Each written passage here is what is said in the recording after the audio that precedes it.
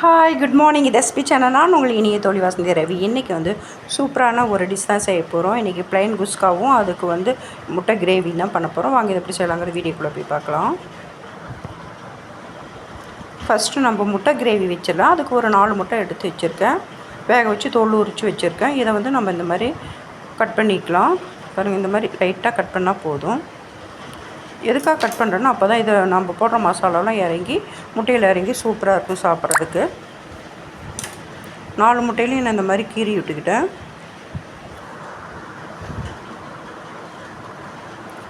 இப்போ வந்து இதுக்கு ஒரு மசாலா ரெடி பண்ணிடலாம். நான் வந்து பாருங்கள் 2 தக்காளி எடுத்து வச்சுருக்கேன். 2 தக்காளி கட் பண்ணி போட்டுக்கிறேன். கொஞ்சம் புதினா, கொஞ்சம் கொத்தமல்லி, ஒரு பச்சை மிளகாய் போட்டு நல்லா அரைச்சிக்கலாம். புதினா ஃப்ளேவர் பிடிக்காதவங்க புதினாவை நீங்கள் அவாய்ட் பண்ணிடுங்க.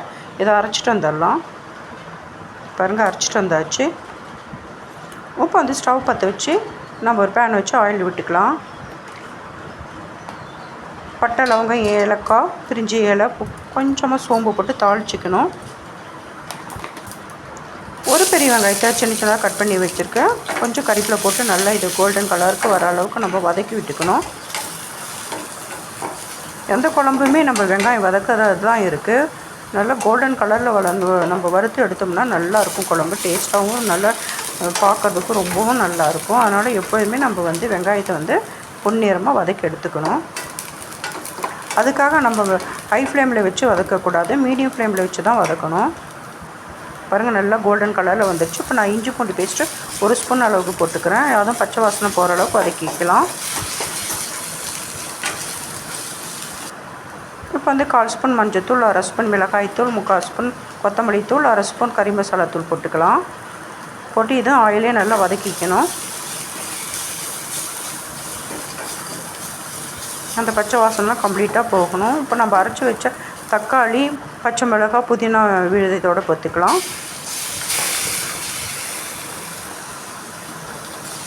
இது நல்லா ஆயிலே வதங்கணும்.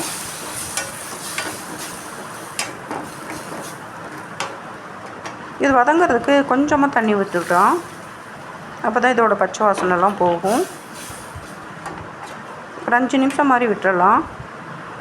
அப்புறம் நல்லா கொதித்து ஆயில் பிரிஞ்சு வரும். இதுக்கு தேவையான உப்பு போட்டுக்கலாம். ஒரு 5 நிமிஷம் விட்டாவே இதோட ஆயிலெலாம் பிரிஞ்சு தனியாக வரும் பாருங்கள்.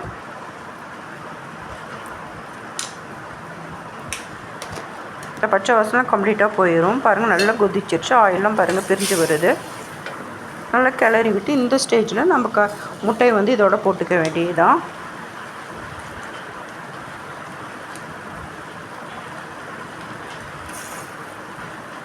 நல்லா கிளறி விட்டுக்கலாம். மசாலாலாம் முட்டையில் வந்து கோட்டிங் ஆகிற மாதிரி நல்லா கிளறி விட்டுக்கணும். இது கொஞ்சம் கெட்டியாக இருக்குது. நாம் இன்னும் கொஞ்சம் தண்ணி விட்டுக்கலாம். அப்போ தான் இட்லி, தோசை, சப்பாத்திக்கெலாம் வச்சு சாப்பிட்றதுக்கு நல்லாயிருக்கும். நம்ம ப்ளைன் குஸ்காவுக்கும் இது வச்சு சாப்பிட சூப்பராக இருக்கும்.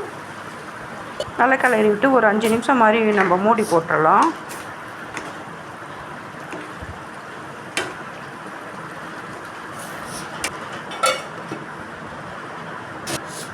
பாருங்கள், 5 நிமிஷம் ஆயிடுச்சு. நல்லா தண்ணியெல்லாம் சுண்டி நல்லா ஆயில் பிரிஞ்சு வந்திருக்கு. இந்த ஸ்டேஜில் கொத்தமல்லி தழை தூவி நம்ம இறக்கிற வேண்டியதான். நம்மளுடைய முட்டை கிரேவி சூப்பராக ரெடி ஆகிடுச்சு. இது சாதம், சுடு சாதம், இட்லி, தோசை, சப்பாத்தி, ப்ளைன் குஸ்கா இதோடையும் வச்சு சாப்பிடலாம். அட்டகாசமாக இருக்கும்.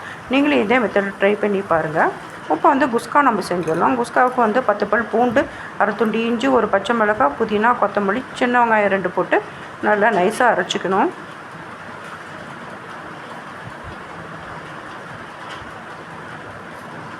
அரைச்சிட்டு வந்துடலாம். பாருங்கள், நல்லா அரைச்சாச்சு. அது ஒரு பக்கம் இருக்கட்டும். 2 தக்காளியை நான் அரைச்சிட்டு வந்துடுறேன். அதுவும் ஒரு பக்கம் இருக்கட்டும். இப்போ இன்றைக்கி ஸ்டவ் பற்ற வச்சு இன்றைக்கி வந்து நான் டிஃப்ரெண்ட்டாக மண்பானையில் தான் செய்ய போகிறேன். மண்பானையில் செய்யும்போது நாம் வந்து தம் போட்ட அந்த ஒரு டேஸ்ட்டு கிடைக்கும். இதை நல்லா ஆயில் காஞ்சதும் நம்ம வந்து சோம்பு போட்டு பட்டை, லவங்கம், ஏலக்காய், பிரிஞ்சி இலை, கல்பாசி, கொஞ்சமாக மராட்டி முக்கை எல்லாமே போட்டு நம்ம தாளிச்சிக்கலாம். ஒரு பெரிய வெங்காயத்தை 2 பெரிய வெங்காயத்தை நீல வாக்கில் கட் பண்ணி அதையும் போட்டுக்கலாம். ஆல்ரெடி நம்ம பச்சை மிளகாய் அதில் அரைச்சிருக்கோம். அதனால் இதில் பச்சை மிளகாய் போட வேண்டாம். பாருங்கள், பச்சை மிளகாய், இஞ்சி பூண்டு, புதினா, கொத்தமல்லி எல்லாம் அரைச்சிருக்கோம். அந்த விதத்தை இதோட போட்டுக்கலாம். இந்த மாதிரி செய்யும்போது நல்லா வாசனையாக இருக்கும். ரொம்ப டேஸ்ட்டாகவும் இருக்கும். ஆயிலே வரும்போது பச்சை வாசனை கம்ப்ளீட்டாக போயிடும்.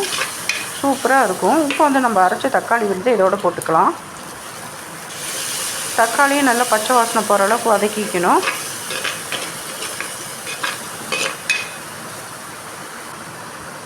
இது 1/4 ஸ்பூன் மஞ்சள்தூள், 1/2 ஸ்பூன் மிளகாய்த்தூள், 1/2 ஸ்பூன் வந்து கொத்தமல்லி தூள், 1/2 ஸ்பூன் வந்து கரம் மசாலா எல்லாம் போட்டுக்கலாம். நம்ம போட்டு நல்லா வதக்கி விட்டுக்கணும்.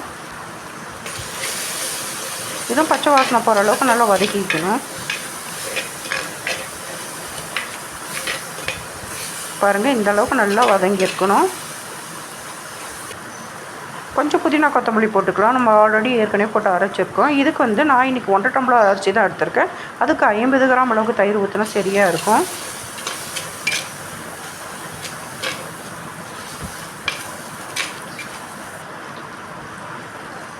ஒன்றரை டம்ளர் அளவு தண்ணி, அரிசிக்கு வந்து 3 டம்ளர் அளவுக்கு நம்ம தண்ணி ஊற்றிக்கலாம். ஆல்ரெடி இதை கொதிக்க வச்ச தண்ணி தான், பக்கத்துலேயே நான் கொதிக்க வச்சுருந்தேன். அது இப்போ தான் டக்குன்னு ஆகும் நமக்கு. இது தேவையான ஒரு கல் உப்பு போட்டுக்கலாம். நல்லா இது கொதிக்கட்டும். ஏற்கனவே எனக்கு கொதிக்க வச்ச தண்ணினால டக்குன்னு இது கொதிச்சிரும், நமக்கு வேலை ஈஸியாகிடும். பாருங்கள், நல்லா கொதிச்சிருச்சு. இப்போ வந்து நான் இந்த ஸ்டேஜில் அரிசி நான் வந்து 20 நிமிஷம் ஊற வச்சு இதோட போட்டுக்கிறேன்.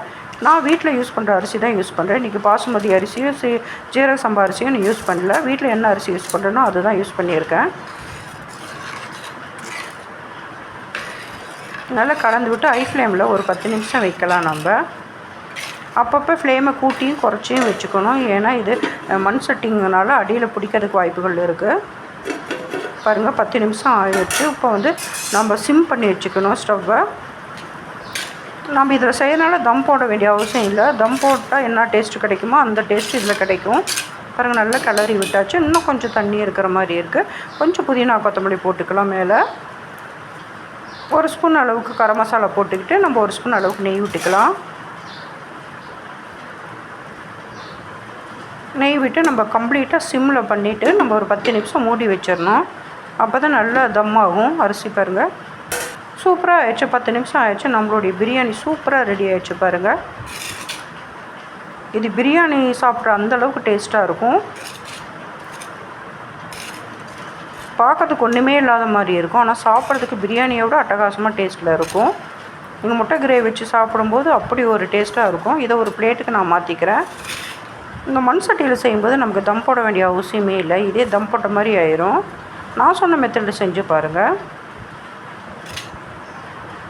இதுக்கு சைடிஷாக நான் முட்டை கிரேவி தான் இன்னைக்கு யூஸ் பண்ணிக்கிறேன். இந்த முட்டை கிரேவி வந்து நீங்கள் சப்பாத்தி, பூரி, இட்லி, தோசை, ஒயிட் ரைஸ் எதுக்கு வேணால் வச்சு சாப்பிட்லாம். நான் இன்றைக்கி குஸ்காவுக்கு வச்சு சைடிஷாக வச்சு சாப்பிட போகிறேன். அட்டகாசமான இந்த குஸ்காவும் முட்டை கிரேவி சூப்பராக இருக்குது. இதே மெத்தட் நீங்களும் செஞ்சு பார்த்துட்டு எனக்கு கமெண்ட் செக்ஷனில் கமெண்ட் பண்ணுங்கள் எப்படி இருந்ததுன்னு. இந்த வீடியோ உங்களுக்கு பிடிச்சிருக்குன்னு நினைக்கிறேன். பிடிச்சிருந்தால் சப்ஸ்கிரைப் பண்ணுங்கள், லைக் பண்ணுங்கள், ஷேர் பண்ணுங்கள், கமெண்ட் பண்ணுங்கள். இன்னும் ஒரு இன்ட்ரெஸ்டிங்கான வீடியோவோட நான் உங்களை மீட் பண்ணுறேன். எதையுமே ரசித்து செய்யுங்க, ருசித்து சாப்பிடுங்க. தேங்க்ஸ் ஃபார் வாட்சிங். பாய் பாய்.